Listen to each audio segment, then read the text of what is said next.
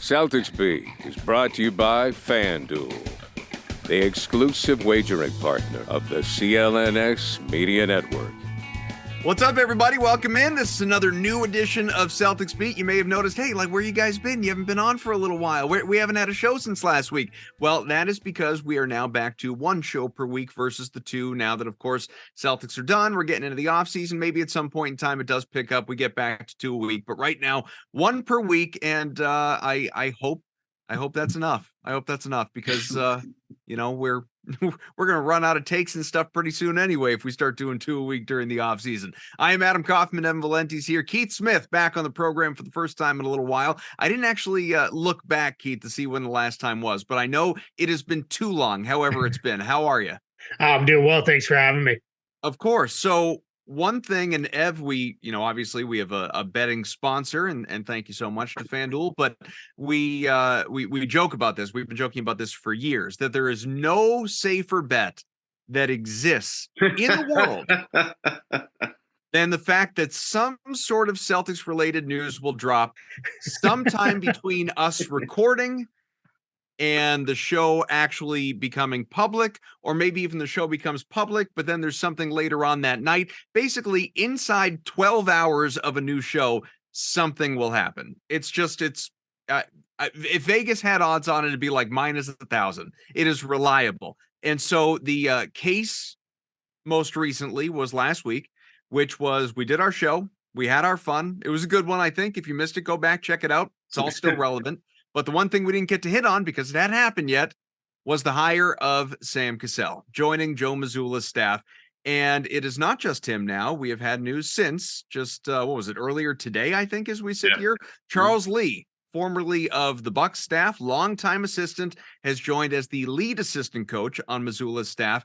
And this is where I want to begin. There's a lot of stuff, guys, that we're going to get to, but the coaching staff in particular is where I want to begin because, Keith, something we had talked about with Dan Greenberg, with Jared Weiss, with others on this program, ever since the reports of this guy and that guy and this guy, they're all going to flock to go to Houston and Ime Udoka's staff, is it a red flag that guys are leaving, after 1 year with Joe Mazzulla, whether out of loyalty to Ime or, just going to a rebuilding situation versus a contending situation? Why are guys abandoning ship? And in the greater scope, is this a problem? Well, now you have someone in Sam Cassell, who's obviously a 3-time champ as a player and been an assistant for almost 15 years at various stops under very good head coaches, even Doc Rivers, and Charles Lee, who has a championship in his own right as a coach and has been around the game for a long time, more than a decade, and is a rising, very popular head coaching candidate around the league, a finalist for multiple positions just this offseason.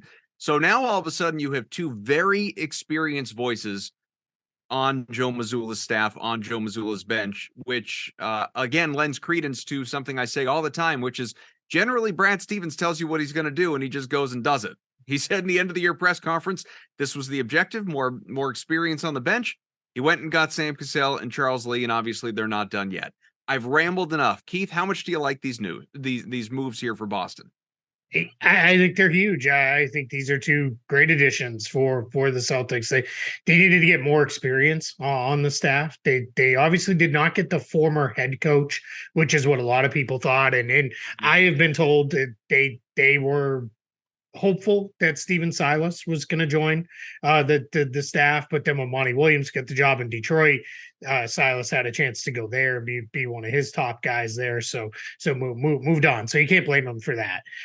But getting Sam Cassell, that was already big, and then landing Charles Lee, who he's kind of been on a little bit of the Ime Udoka, Will Hardy, Joe Mazzulla path, in that he has been interviewing for jobs for years now, hasn't landed one just yet, but it's getting close, right? And that's just kind of how it goes with these assistants, right? They go through periods of time where it is, they're up for a job, and then it finally pops through. And now, I think if you're the Celtics, you have two really well-respected guys. I think they're probably going to add another coach or two. So let's see what direction they go. Unlike randomly, oddly on Twitter, which, I mean, right, it's Twitter, so we don't go too crazy, but people keep saying, do you think they're going to hire Doc Rivers to join the staff? No, Doc's not going to be an assistant coach. Like that's not a thing he's going to do. If anything, he'll Go take back a to year. broadcasting before. That's it. He'll take a year off, do TV, and then he'll probably try to get back into coaching if he even wants to at this point. You know, it's he may be getting close to saying, "No, I'm done with this whole thing." You know, as far as that side of life goes, but you know, it's just you know. They needed to do this. And I love what you said about Brad Stevens. You know, he kind of says, "Hey, here's what we need to do." And then he kind of goes out and just gets it done. And my guess is this was one of those things for Brad of, "Hey, let's get this wrapped up so then we can move on to the draft. Then we can move on to free agency. And this is all kind of behind us and we're ready to go." Obviously, you want to have a staff in place for summer league and all that sort of stuff. And the Celtics are in really good shape now. So I love these moves. These were necessary moves, but the skeptic will say, and I'm sure there are plenty on Twitter, you've probably seen some of this in your mentions. The skeptic would say, okay, well, this is great. They got a lot of experience on Joe Mazzulla's staff. So as soon as Mazzulla loses 5 straight games, which one of these guys is going to be lining up to replace him as interim head coach?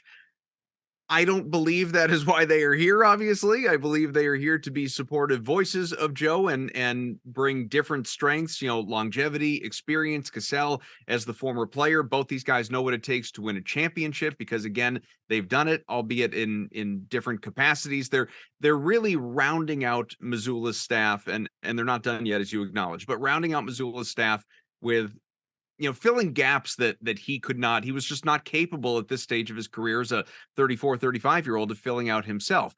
But does he in any way have to worry about guys kind of breathing down his neck because these are 2 guys that were brought in that would like to be head coaches in this league? I think there's some potential that could be a thing, right?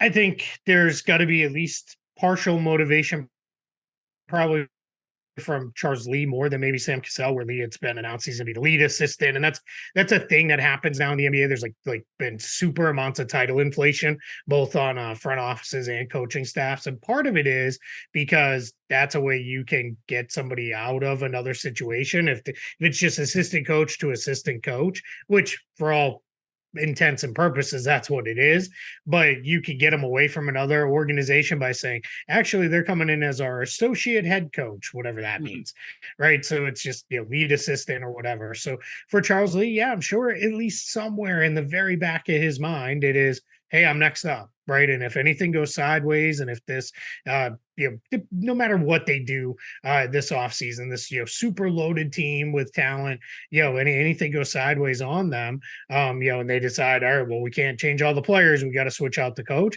I'm next up, I slide over a chair and go. But my guess is this was designed around, no, we're going to come in here, you know, to support Joe Mazzulla, and then if we do well, everybody does well, right? Because then when I interview next year for jobs, it'll be, hey, I'm not just for Lee, I'm not just successful under Mike Budenholzer, right? I've got experience now in under another coach in another organization. Same thing for Sam Cassell, right? It's not just Doc Rivers, I can coach under other guys and, you know, show their stuff that way, and that's big too. So I think those are all really important things to factor in, you know, as we go into this year. But yeah, I mean, you're right. People are going to immediately say, you know, pull Lee, you know, give him the job. You know, you said 5 straight losses. I think it's gonna be like 2. You know, you know, they lose back-to-back games. People are gonna lose their mind before the fourth quarter's even over of that second game. You know, that's just, I mean, but that's just the reactionary nature of, you know, social media these days. I think most NBA fans, casual fans, don't even have a clue who Charles Lee is. No. But if we're talking about Sam Cassell, I don't want to do the whole Patrick Ewing thing, but why do you suppose he's been an assistant for whatever it's been, 13, 14 years? You never hear Sam Cassell's name in the head coaching circuit, the running for jobs. I mean, he's probably interviewed for jobs and I've just forgotten, but there's never, oh, Sam Cassell's, you know, kind of a rising, like it just sort of, whether he's been passed over a number of times or for some reason teams collectively just don't view him as that guy, despite all of his experience coaching and as a player and as a champion. I'm just kind of wondering, I'm sort of wondering why he was available in the first place. Yeah, I mean, he was available because Doc got fired, right? And Nick Sure. Nurse is going to come in and have his own whole, you know, Yeah. staff that he hires, and he's in process on that, you know, now as well. So, but I remember this was probably Doc was still with the Clippers, and I think Sam Cassell was with him with the Clippers. I apologize if I have this wrong, but I remember there was an interview and somebody said, do you want to be a head coach? And his answer was very, candid. This is Sam Cassell, and he said, I do, but eventually. He's like, I have a lot to learn from this side. And I think that's what it's been. It kind of took him a little while to get into the coaching side of things. I don't think he was somebody who immediately jumped in, as the day one, retirement as a player. I think it did take him a bit to get there. I think he did some kind of like that almost coach consulting thing where it's like they show up twice a week or every time there's a homestand, they're in the gym working with the guys or whatever. But then over the last couple of years he has gotten his name pushed for a couple of these head coach spots that have come up. I think the NBA is in a spot where now like it's become like the young up and coming head coach is like the new like hot thing in the NBA. I mean, we have publications that write whole articles about that every year going into the season of these are the names to watch, this year that are hottest on the, assistant coach, trends and all those things with that. I think Sam Cassell too has been a guy, I think he's wanted to stay in the NBA. I don't think he's had any interest in like, well, I could go the college route and probably, lead my own program there. And that's fine, right? Some guys are NBA guys. Some guys are, they're happy to go the college route. So, but overall, I think he's just moving kind of at his own pace with this, and that doesn't give me any kind of concern or any kind of red flag or anything like that. I guess for me, I view both of these hires as pretty big positives, especially the Sam Cassell one, because I think Boston, could learn some things from a really good guard. Maybe how to handle things at the end of games, and I think great for JD Davison specifically.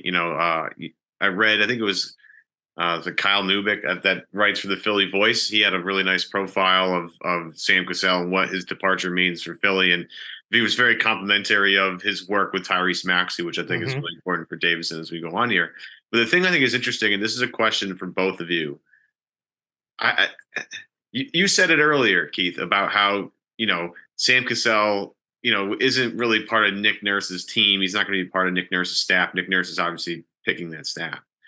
This felt more like Brad is picking two guys for Joe Mazzulla, not Joe Mazzulla is going out and getting his own staff.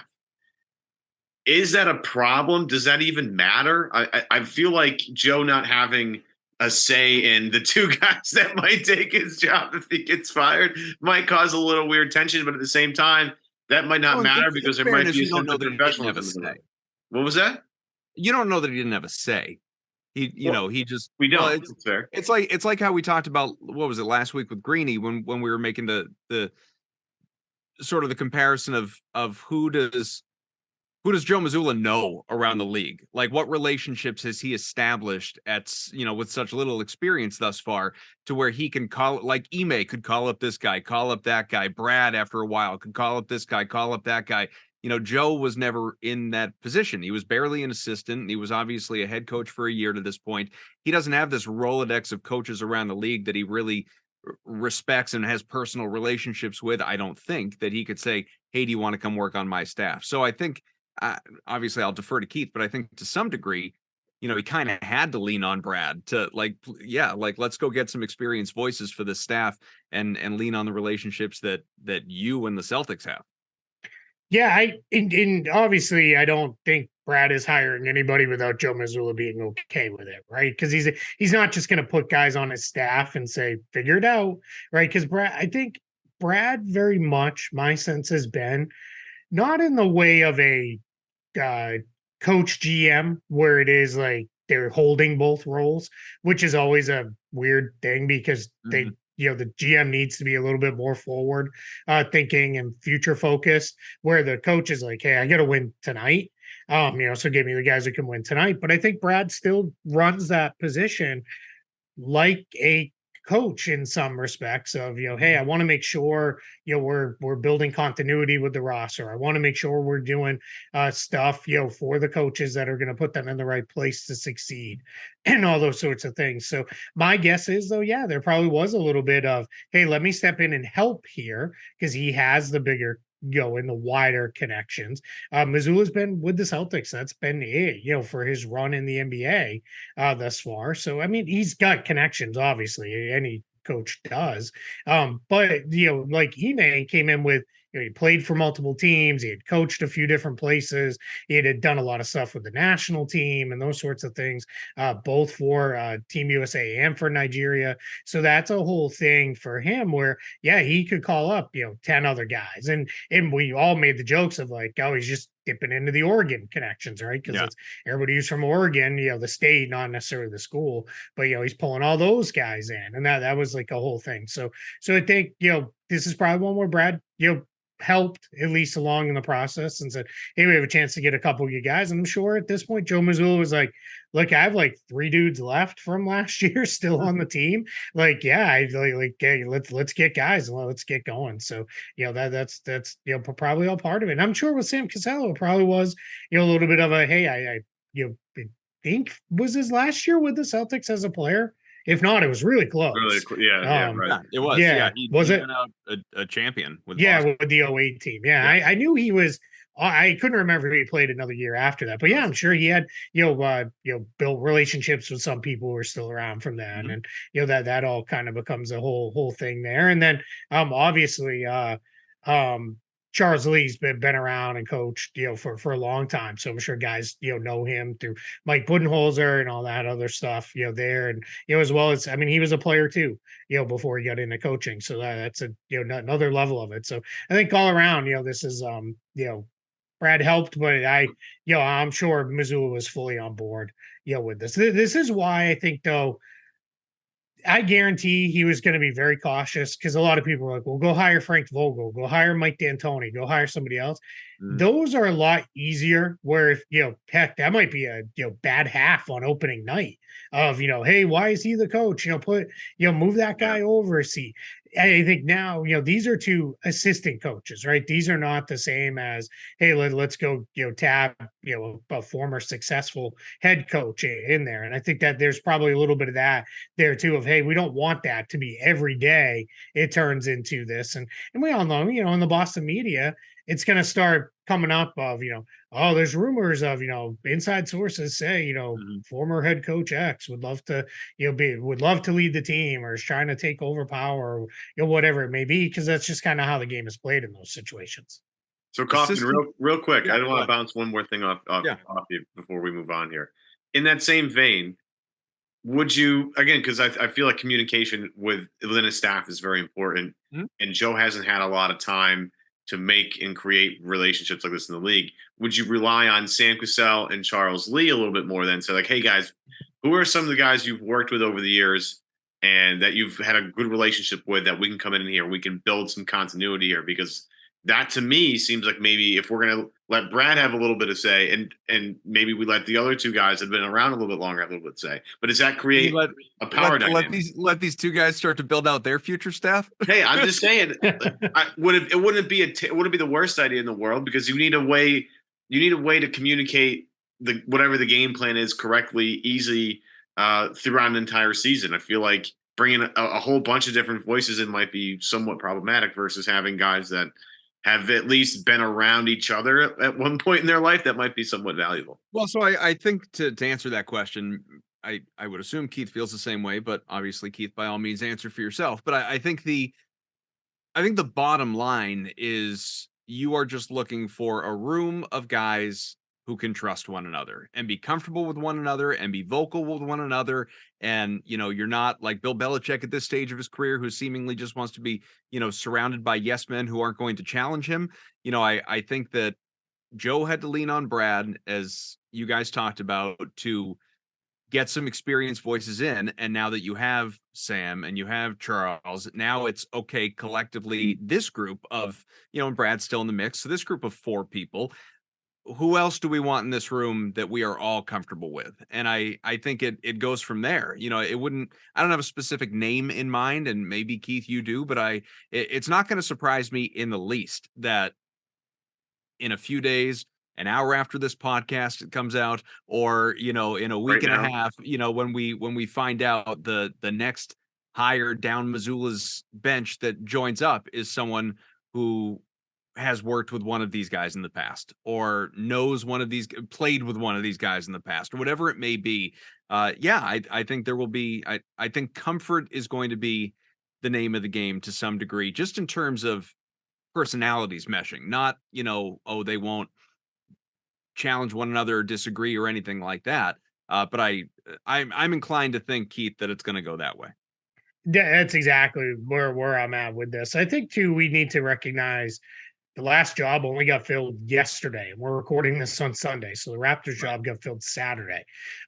So we're now just starting to see, all right, well, now all the head coach spots are filled. Those coaches are going to evaluate, all right, who's still here from the former coach's staff? Who do we want to keep around? Who are we going to let go? How are we going to move in this direction? And then that's going to free up some other guys too. Like I've had a lot of people ask and a lot of people suggest, what about Dave Yeager? He was former head coach, really respected assistant on Doc Rivers' staff. Well, we haven't heard anything yet, because that could be one more Nick Nurse says, hey, I want a little continuity from last year's team. I'd like him to stick around. This is a guy I'd like to have here with me, or maybe that just we haven't gotten there yet, right? And that'll pop here in the next couple of days. And I think he'd be a really good addition to the Celtics. So we're going to start to see more of that. And as these guys land too, we're going to see whether it be Adrian Griffin takes a former Raptors staff to Milwaukee with him, or the new Darko, I think you say Rajakovic. It's not Milicic. No, it is definitely not Darko Milicic. Different Darko. It's I think he is. We'll see if he takes anybody from the Grizzlies. With him, and he's also been around for a while, doing some stuff too. So that's going to be as we see different things fill out that way, that'll leave some guys kind of without a spot. And Boston, as we know right now, still looks like they have maybe 2-3 spots to fill. So that I don't think they're done by any means. So what I'm really wondering, Keith and Evan, this is where I thought you were going to go with that last question was, like camaraderie and collaboration, like that's all going to be important. And again, maybe these next hires are guys that Cassell or Lee have worked with in the past, or like I said, played with in the past, or whatever else. But what I'm wondering is going forward, and obviously, like, this is still Joe Mazzulla's team, Joe Mazzulla's staff. He's sort of the end all be all in terms of where they are at philosophically. But I'm wondering what sort of influence these new voices in the room and on the bench have on the way they play, Keith. Is it, for instance, are we still going to be talking next year about 3-point rate? Or, are they going to have a little bit more of a mid-range game? I know, like, people want to say the mid-range game in the NBA is dead. It's not dead. It's dead in Boston. Boston was toward the bottom of the league in terms of mid-range, chances or opportunities or attempts or whatever the word you want to use. But that's not necessarily true across the league. It's dwindling. It's less, but it's not as non-existent as it was with the Celtics last year. Are they going to become as good as, like, people quibble about sort of where Boston was at defensively? Pardon me. Choked up thinking about Boston. The lack of mid-range game is really I can't. Getting emotional. Are they really done? People think about the defense last year and sort of forget that they were still second in the league defensively by the end of the year. But you think back to all these patches where the defense just was not impressive.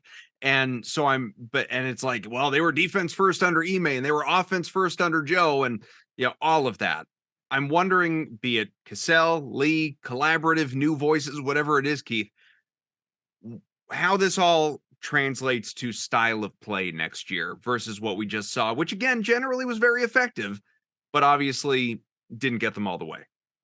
Sure. Yeah. I think the job of an assistant coach is to help implement the head coach's vision, whatever that may be, but to also not just be a yes man, right? If Joe Mazzulla says, what we're going to do, we're going to run everything next year through Derek White post-ups. He probably had 2 all season this past year, but that's going to be how we run the offense, right? I would hope Charles Lee and Sam Cassell would be like, dude, you're crazy. Like, what are you doing here? Or we're going to open every game with, Luke Cornett on the other team's point guard just to throw him off. Like, then that's hopefully their job there is going to be, hey, no, like that seems nuts.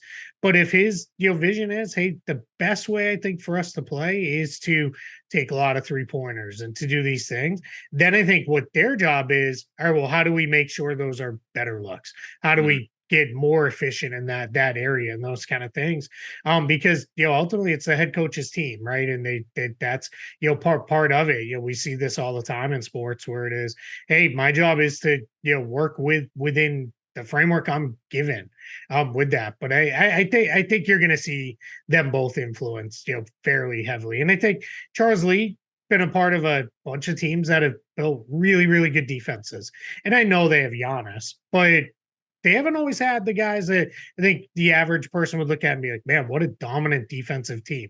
That happened after they got Drew Holiday, after they got Brook Lopez. But even years before that, he was on staffs with Mike Budenholzer where they built pretty good defenses there. And Sam Cassell, obviously, I think for the bulk of his career was known as one of the better defensive guards in the league. So, and he was a killer mid-range player for a long time. So I think you could definitely see some influence there to, hey, let's try to bend the game a little bit differently than we did last year. We don't have to be so, I like to say hardcore on the polls, right? It doesn't have to all be, layups or 3-pointers. We can, mix in a little bit of the stuff in the middle. We go from there. My personal hope is just anyone, pushes, hey, can we play a little bit faster throughout the course of the entire game?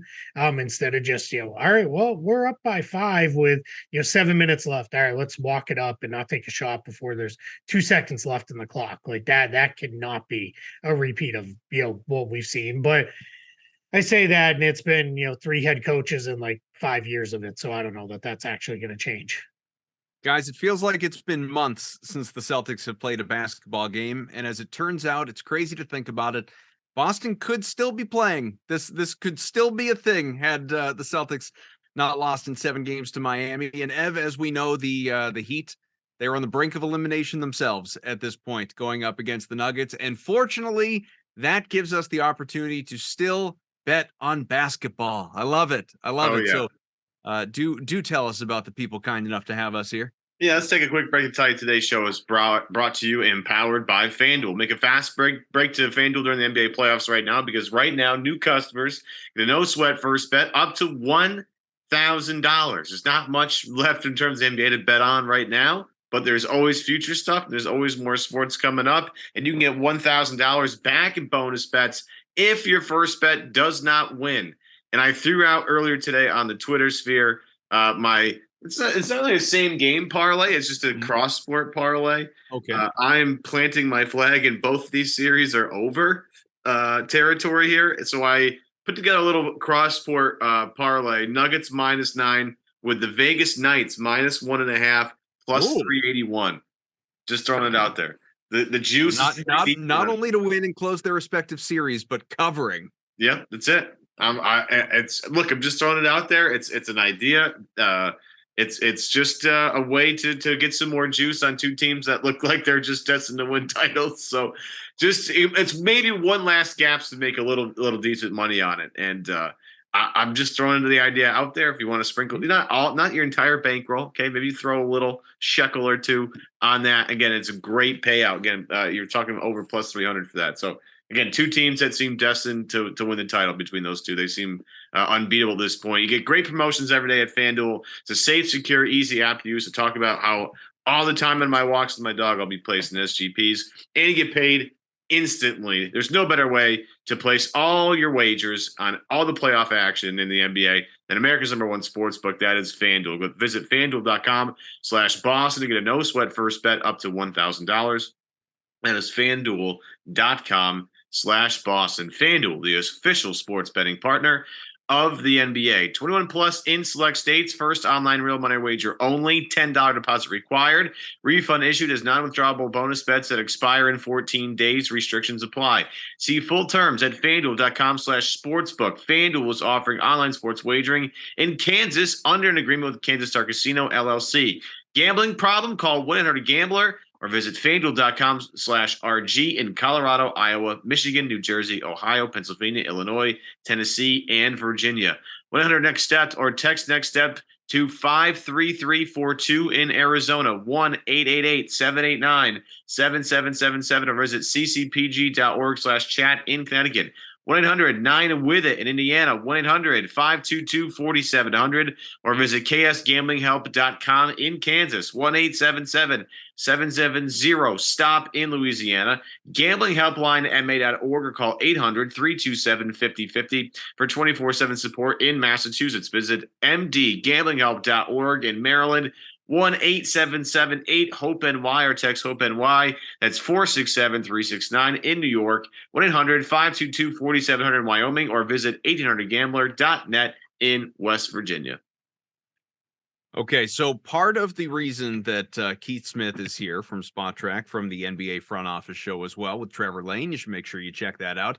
I have, Keith's probably thinking like, man, he's been texting me a lot. I've been bugging Keith basically since the Celtics got eliminated to come back on the pod, because he has in addition to being a great guest, obviously, and we love having him on, he has a really keen understanding of all things salary cap in the NBA. And with this new CBA, and we've only sort of scratched the surface of this, Keith, in part because our knowledge is limited, and also in part because, as Brad Stevens acknowledged, NBA teams don't have the full scope of what this thing is going to look like yet. So there's only so much we can dive into it. But the overwhelming conversation around it as it relates to the Celtics is, okay, what does this mean for Jason Tatum, Jaylen Brown, supermaxing both and actually putting a competitive team around them? So I know there are many an article to come in the weeks and months to come, and you've already started, obviously, and digging into all of this. But just from a roster construction standpoint, what is your view of how Boston should proceed in the wake of a conference finals loss? And whether you want to call it a failure or disappointment or whatever word you want to use, very clearly did not reach the point that we expected the C's to reach this year. Yeah, and I'll start there because I get asked that a lot, as I'm sure you guys do, as people covering the team. Is was this season a failure? And I know the irrational fans and everybody says it's anytime you don't have a ring or you raise a banner, it's a failure of a season. I mean, a hand up, I'm the guy who was sitting in the arena in Arizona when the Patriots lost an undefeated season and was like, should have just won 0-16 and got the first pick. What a waste of a year, and that's complete ridiculousness, right? Like, but it's, so I'm not going to say it was a disappointment, 100%. That can't deny, right? Definitely a disappointing season, but getting a game from the finals, even if the path there was a little weird, like that's, to me, not a failure of a year. That said, in this new CBA, I'm going to give kind of a general, kind of CBA for the league as a whole, and then I'll talk Celtics specific. This CBA is designed to create parity. That's really what they're driving towards in the NBA. They don't want teams that are spending salary plus taxes combined of $500 million in a season. They don't want that anymore. They don't want Warriors, Clippers, and where the Nets were trending towards before they broke the team up over the course of the last year plus.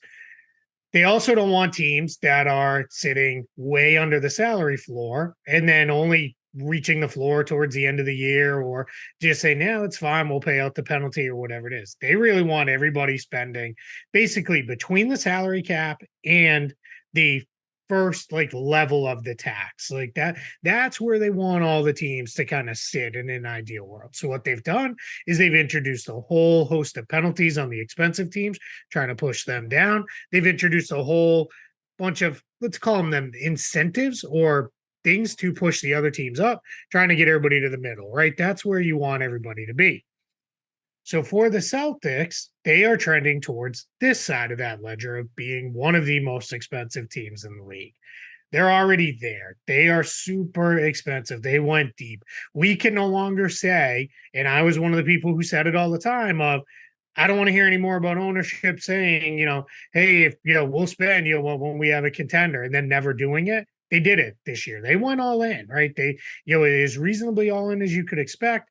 They're going to pay a massive tax bill. They're set up to do it again next year. Where that leaves the Celtics, though, is this current offseason, very few of these new rules will start on July 1st when this new CBA kicks in, at least as far as we know right now. To your point, the CBA itself, it's not out there. It's June 11th, and the final edition is not out for consumption just yet. We have a nearly 100-page term sheet that explains all the things that they're putting in, but there's definitely details in there that we don't know. So I'm going to caveat all that with some of these things could change slightly. But this coming off season, which we're in, right, but effectively starts on July 1st with the new CBA.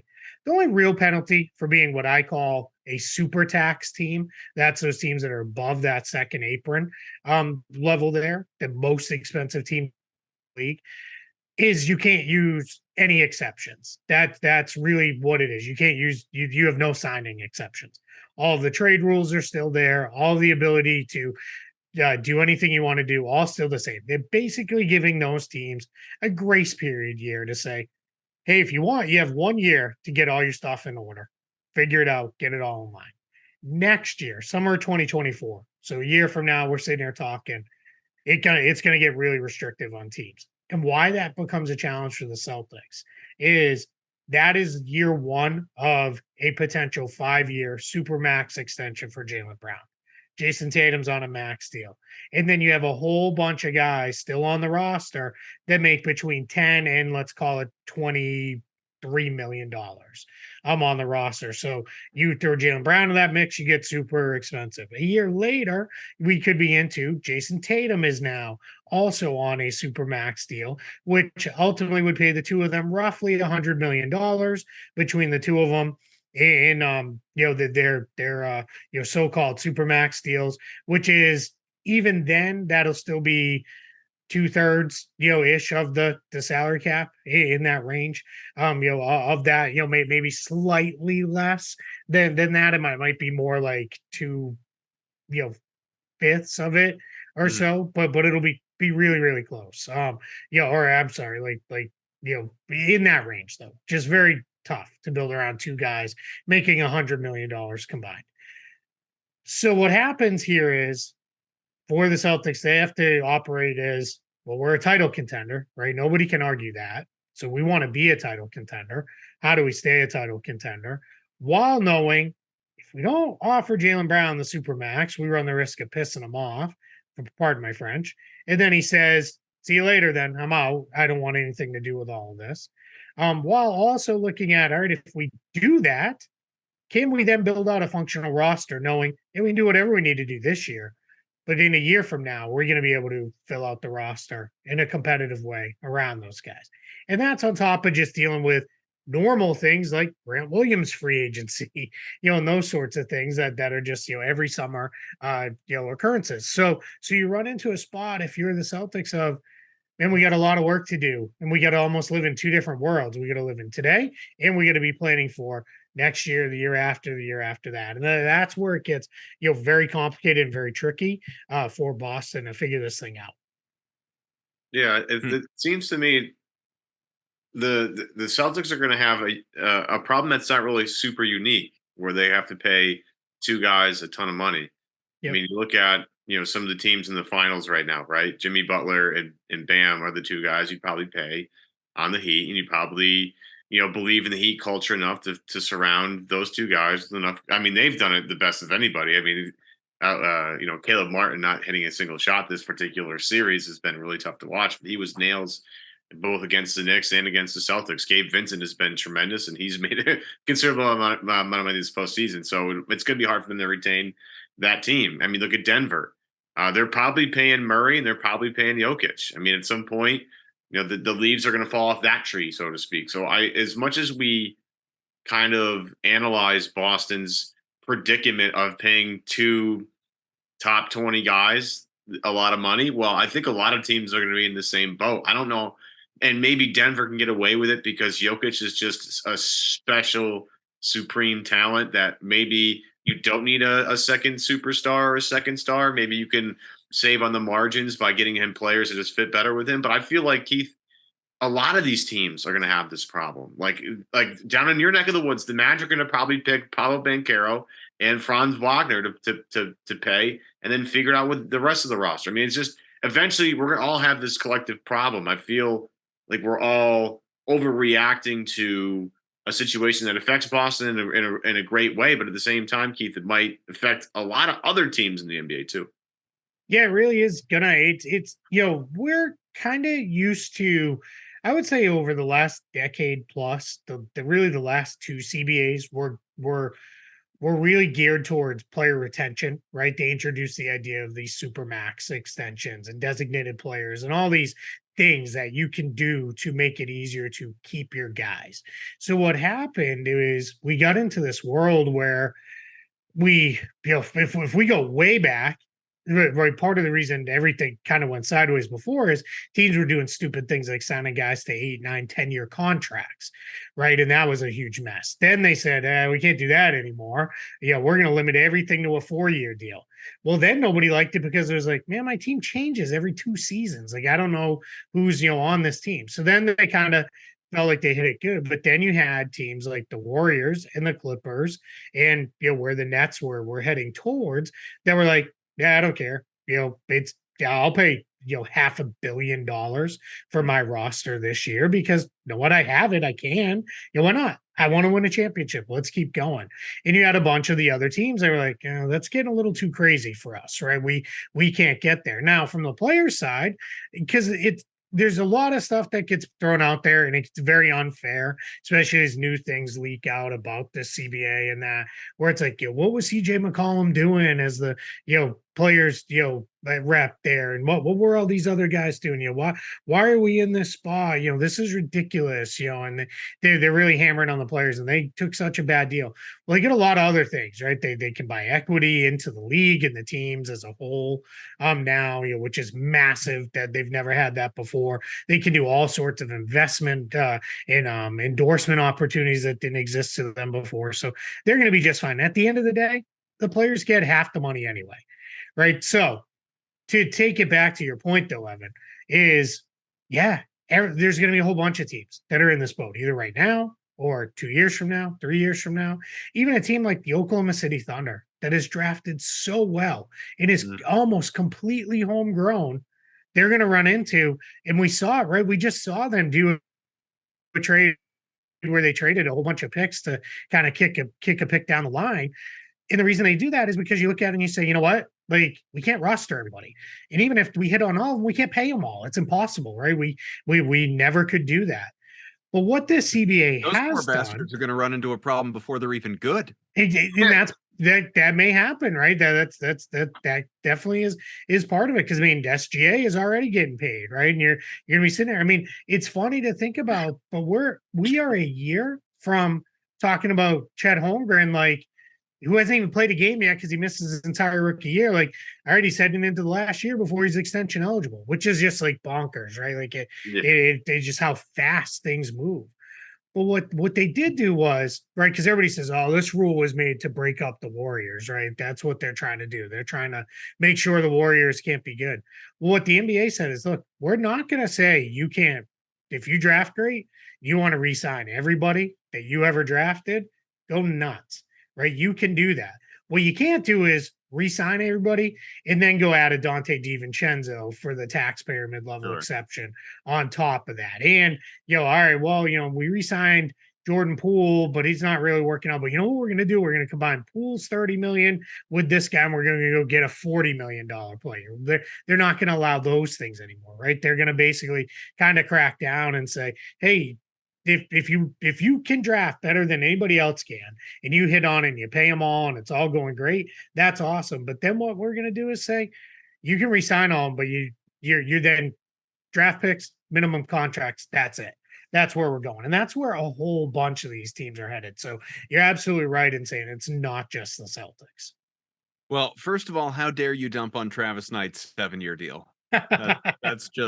Let's just get that out of the way. Right. Secondly, it's people need to remember, and you outlined as much, but just as a refresher for people, that it's not about the amount of money they're making, it's about percentage of cap. That ultimately, like Danny Ainge is sort of the one that started to really, trumpet that for everybody. And that's it's always good, I think, to remind fans that, if he's making whatever $60 million a year, like, hey, good for you. But that's a credit to where the league is at and the deal the players negotiated for themselves and the union and everything. But percentage of cap is what matters.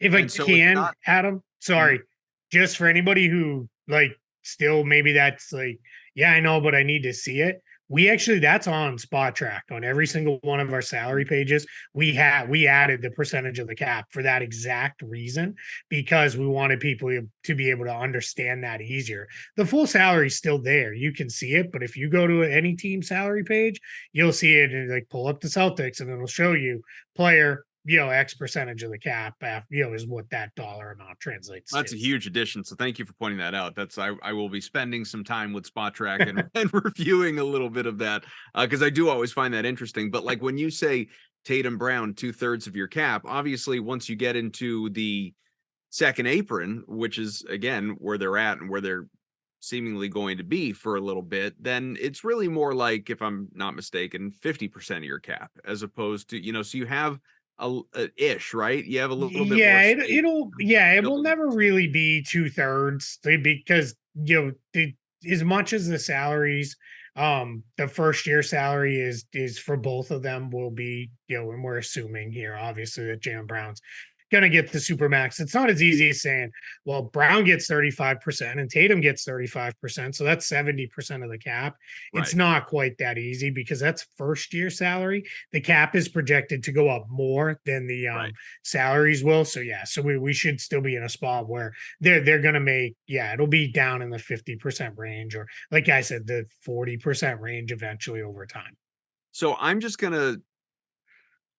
I'm sort of gonna run with this until it's not a thing. And it's not like in the same way that Patriots fans of a certain generation for years, it was the whole "in Bill we trust."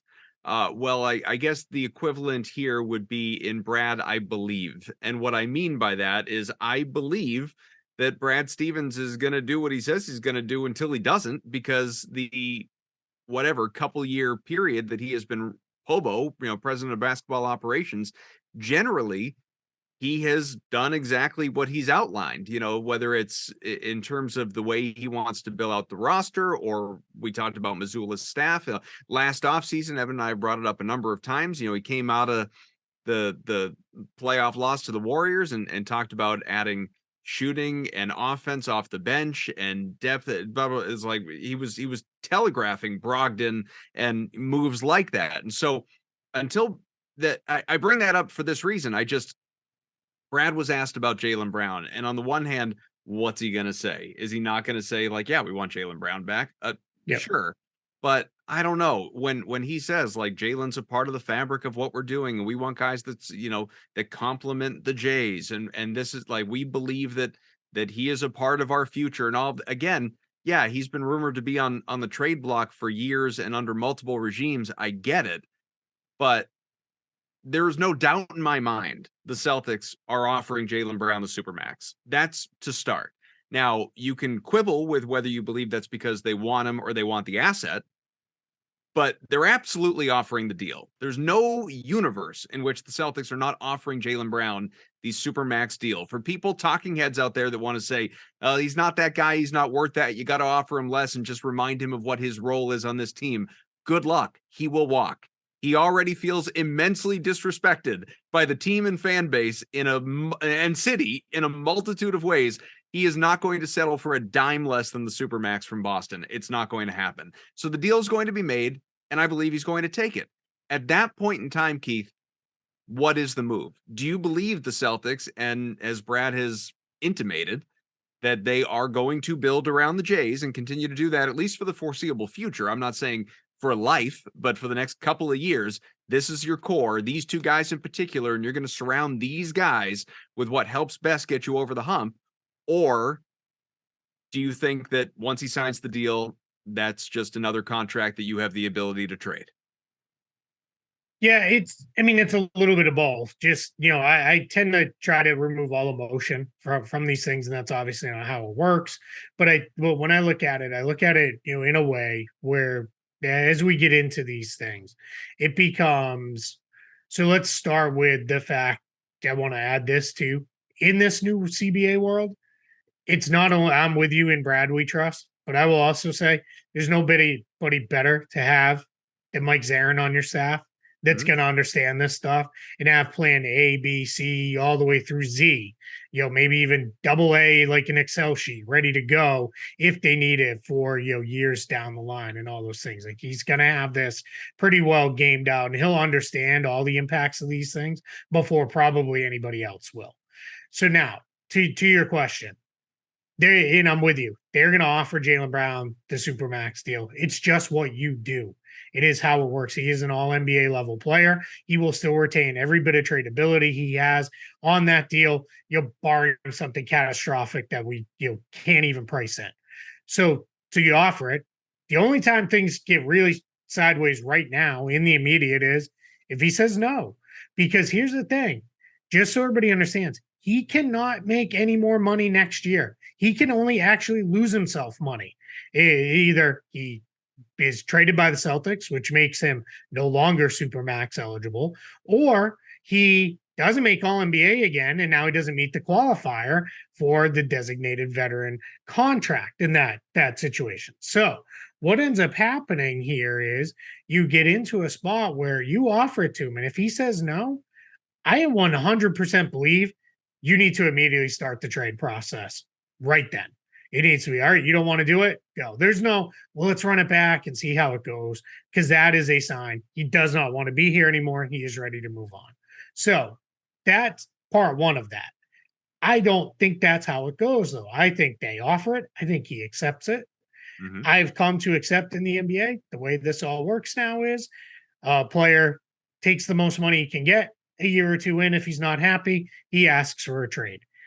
Personally, soapbox moment here very briefly, I have no problem with that. Teams can trade players almost whenever they want, minus very minor exceptions on no trade clauses and trade restrictions.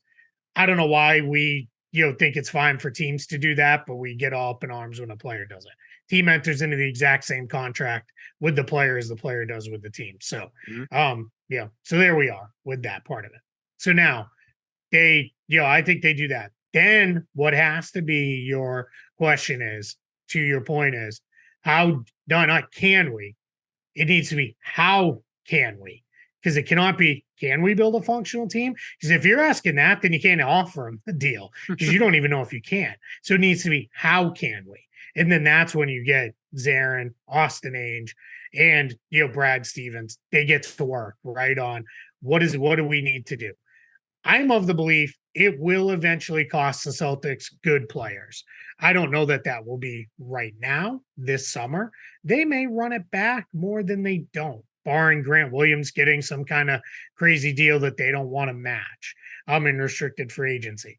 But this team may look fairly similar with some moves around the edges. And I know people hate that, right? Because it's just like, man, I want something new, right? But I think they can very easily look at this and say, I mean, if we had shot better in a couple games against Miami, it doesn't even get to 7. We win in 5 or 6 games, and we're in the finals, and we're competing for a championship. So you have that ability, right? So that's where now I tend to think, and I've said this, if they're going to lose anybody outside of Grant Williams, who's a free agent this offseason, I think it's Malcolm Brogdon. I think that's the natural guy to look at. And maybe that's crazy. He's coming off 6th man of the year, but I look at it as, one, stayed healthy, mostly, right? He got hurt in the finals, but turned in a mostly healthy season.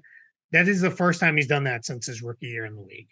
So color me skeptical, that's going to continue. Then I also look at it as, is he going to be as good? I mean, he was really, really good this past season. So that becomes another question mark. And I think I have no problem with what he said at the end of the year when he was asked about his role. And he said, yeah, of course I'd rather start. I don't have a problem with that because everybody rather would. But he made it pretty clear this is not ideal for him, right? So I think if there's an opportunity, clear up some long-term salary, clean up the books a little bit, rebalance the roster, move on. I think that's the guy, but I'm not even convinced that happens. I think there's a more likely chance, other than moves around the edges of the rotation and probably Peyton Pritchard being somewhere else just to kind of, if nothing else, do right by him. I think this team could look very similar next season to what it looks like right now. And I don't even know if that's even a bad thing. Have anything to add before we call this a show? No, I mean we could go on Malcolm Brogdon for a while, but we already got in trouble for that, so I'm gonna just leave it at that. Yeah, we've done that. We've already upset the people. I'm just saying. I Keith made a lot of my points, but said it a little bit nicer than I did. So Look, I was screwing around on social media earlier today, and I scrolled upon I think it was our buddy B Rob on the Winning Plays podcast, part of the CLNS network, and I'm not sure who his guest was, but the whole question around the talking point was Malcolm Brogdon's contract a blunder? You know, it was like the Brogdon blunder was the way that it was promoted on social media, and I'm like, we've done this show. We talked about this this 2 weeks ago. Hey, if I can, no. Like he won 6th man of the year and they got within a game of the finals. It's fine. You know, like it's like I'm not. I mean, do people like Aaron Nesmith and Daniel Tice that much? Right. You No, know, and I think what people sort of missed, Keith, in the point, and even those who maybe listened to it missed it in the point, was we never said Malcolm Brogdon is a bad player or had a bad season. The whole point was, if you dig deeper into the metrics, you could certainly question, you know, some of his analytics, but more to the point, because yes, he was the 6th man of the year and he had some very good playoff games before he got hurt and became unplayable. The point was the contract, in all likelihood, is going to age badly. yes. And that's what people seem to have trouble stomaching right now. That's where I'm at. That's why I just, you know, I envision a world where they run it back and Peyton Pritchard is now gone. And then Marcus Smart has his annual injury that costs him, you know, 2 weeks or longer. And then Brogdon is also on the shelf for, you know, half the season, which has been more of his trend than not. Yeah. And now all of a sudden it's all right. Well, Derek White's playing 45 minutes a night because we don't have another ball handler that's healthy. And all of a sudden, all that great depth you had is kind of out the window where, you know, it's, you know, where do you go with this? You know, we've been there before with this. That's where you go. Could be, right? Beggaron.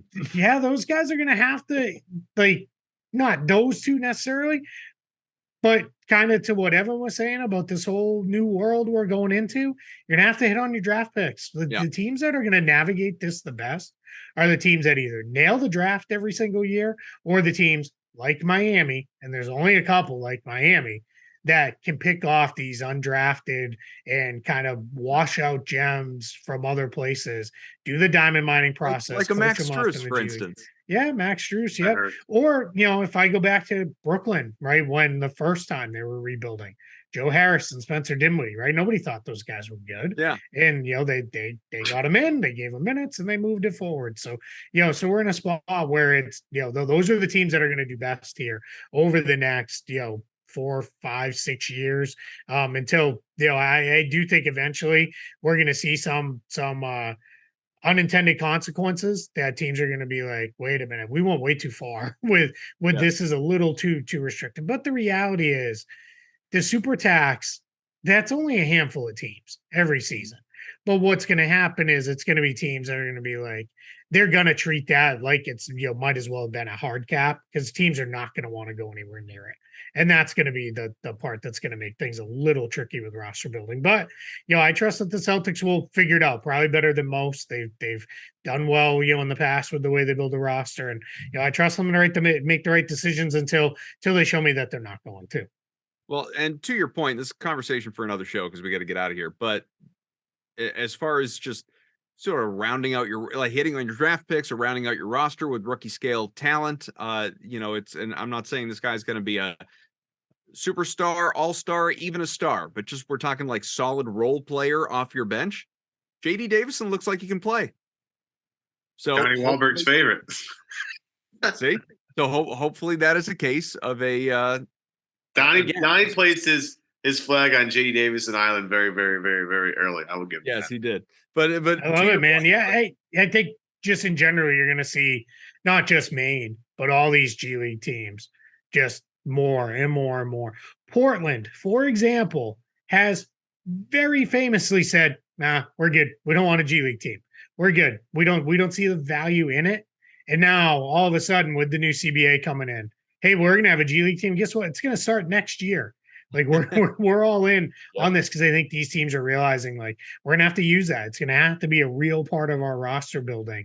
Where all right, we don't have game minutes here in the NBA, but go get your game minutes there. Practice with the NBA team. You're gonna see a lot of people on that 95 route up and down the coast between Boston and in Maine just repeatedly because that's just that's going to be the way it works. I call that the James Young Memorial Highway because that was the way it basically worked for him. But I think that's going to be a big part of this with Brendan Glasheen as the Uber driver.